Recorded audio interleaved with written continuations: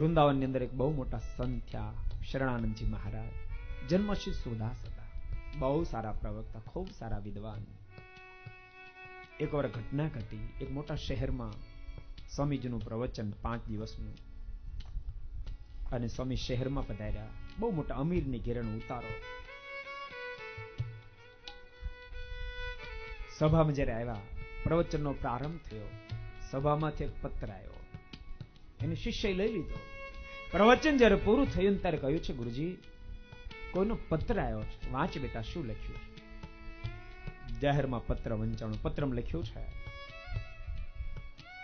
માફ કરજો સ્વામીજી, બીજા તો રૂપિયા વાળામાં લેવાય જાય, અમીરમાં લેવાય જાય, તમે લેવાઈ ગયા. જેની ઘેરે તમારો ઉતારો છે આખા ગામનો ઉતાર છે. એને શું નથી પાપ કર્યું એ તો કહો. પાપનો પૂજ છે, એની ઘેરે તમે ઉતારો કર્યો. માટે મારી વાત જો મનાતી હોય ને તો ઉતારો બદલી નાખો, હું તમને વિનંતી કરું છું. શરણાનંદજી મહારાજે શિષ્યને પૂછ્યું, નીચે દસ્તખત કોનું છે, જરાક વાંચતો.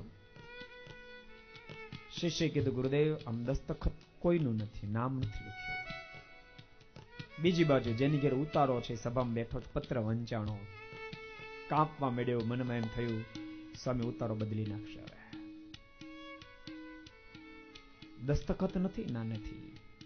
શરણાનંદજી મહારાજ બોલ્યા છે, જેને આટલી બધી ચિંતા થાય છે એ વ્યક્તિની અંદર આટલી હિંમત નથી નીચે સાઇન કરવાની.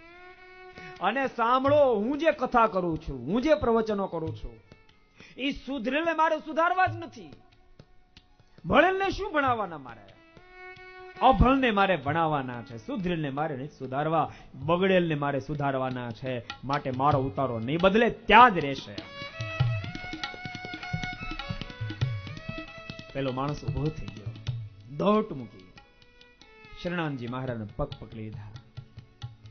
ગુરુદેવ મને માફ કરો, માફ કરો. પત્રમાં જેવું લખ્યું છે એવું જ મારું જીવન છે.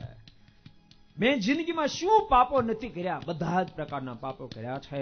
પણ આજથી પ્રતિજ્ઞાબદ્ધ બનું છું, જિંદગીમાં એક પણ પાપ નહીં કરું. આજથી દારૂ નહીં પીવું, મીઠ નહીં ખાવ, ચોરી નહીં કરું, વ્યભિચારના પથે નહીં જાઓ. ભક્તો ઘણી ફેરી નબળો સમાજ સારો થવા પ્રયાસ કરે છે, પણ એને સારો થવાનો મોકો આપવામાં નથી આવતો, મોકો આપવામાં નથી.